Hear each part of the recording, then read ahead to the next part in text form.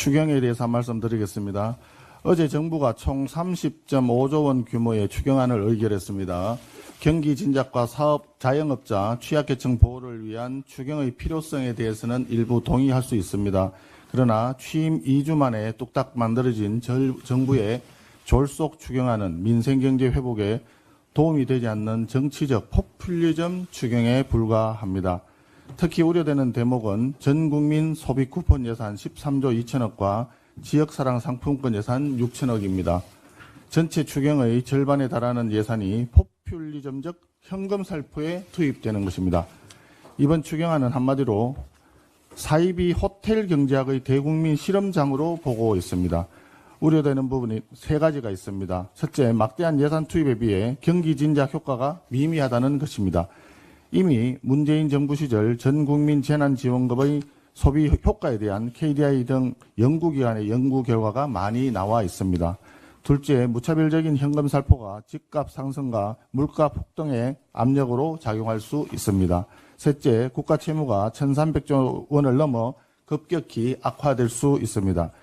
그래서 이런 지원금을 추진하고자 한다면 내수 진작 효과, 물가와 부동산에 미치는 영향, 국가 채무 등을 종합적으로 분석하고 논의해서 중장기적인 경제 운용 방침을 정해서 이에 따라 추진되어야 합니다. 그런데 지금 아시다시피 경제부총리가 공석이고 이재명 정부에서 경제를 아는 인선, 경제정책의 조타수가 보이지 않는다는 지적이 나오고 있는 상황에서 대통령과 여당 주도로 정치적으로 졸속 추경을 편성해서는 안 되는 것입니다. 14조 원 가까운 막대한 혈세를 쓰는 일인데 발표 직전까지 보편 지원인가 선별 지원인가를 둘러싼 설왕설래가 이어졌습니다. 현금 지원을 한 번만 하겠다는 건지 앞으로 또 계속 하겠다는 건지 국민들께서는 알 수가 없습니다. 이러다 보니 대통령 당선 축하 파티 열듯이 돈을 마구 뿌리는 정치 추경으로 보이는 것이고 그 점에 있어서 우리 국민의힘에서는 동의하기가 어렵습니다.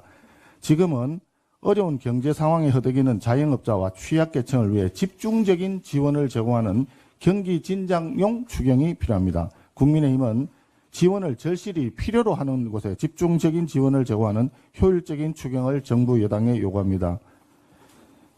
외교 관련 한마디 드리겠습니다. 그저께 제주 남방 공해상에서 한미일 3국이 전투기 공중훈련을 실시했습니다. 이재명 등 정부 출범 이후 처음 이루어진 한미일 3국 군사협력이었습니다.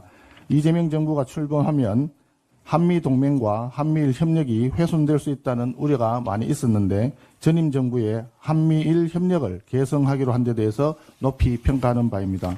더불어민주당도 야당 시절에 전임 정부의 한미일 협력에 대해서 토착 왜구라고 비난하고 후쿠시마 괴담 선동으로 외교를 방해하고 훼손했던 과거에 대해서 진심으로 반성하면서 국익을 위한 외교의 길에 협력해 주시기 바랍니다.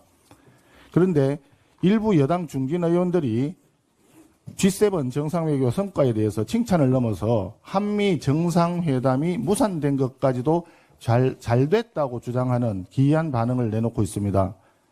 여당 의원들이 통상적인 대통령 칭찬을 넘어서 과도하게 아전 인수식 해석을 내게 되면 오히려 미국과 국제사회에 우리 정부의 본심에 대해서 의구심을 자아낼 수 있다는 것을 명심해야 합니다. 지금은 대한민국 대통령이 트럼프 대통령과 직접 만나서 관세 협상의 성공적 타결을 위해서 상호 신뢰를 구축해야 할 시점입니다. 이번에 G7 국가 중 미국뿐만 아니라 프랑스, 독일, 이탈리아 정상과도 양자 회담이 없었던 점은 아쉬운 대목입니다. 전문가들과 국민들 사이에서도 우려 섞인 지적이 나오고 있습니다. 정부는 이런 이야기를 듣기 싫은 비판으로만 치부하지 말고 적절한 설명을 통해서 국민들을 안심시키도록 노력해 주시기를 당부드립니다. 국민의힘은 진심으로 새 정부가 외교를 잘하기를 바라고 있습니다. 외교가 곧 경제이고 외교가 곧 안보이기 때문입니다. 이번 주말 대통령과 오찬을 통해 G7 정상외교 성과도 청취하고 대미 관세협상 성공에 대한 당부 말씀도 드리면서 일각에서 우려하는 지점에 대해 대통령께 진솔한 설명을 요구하도록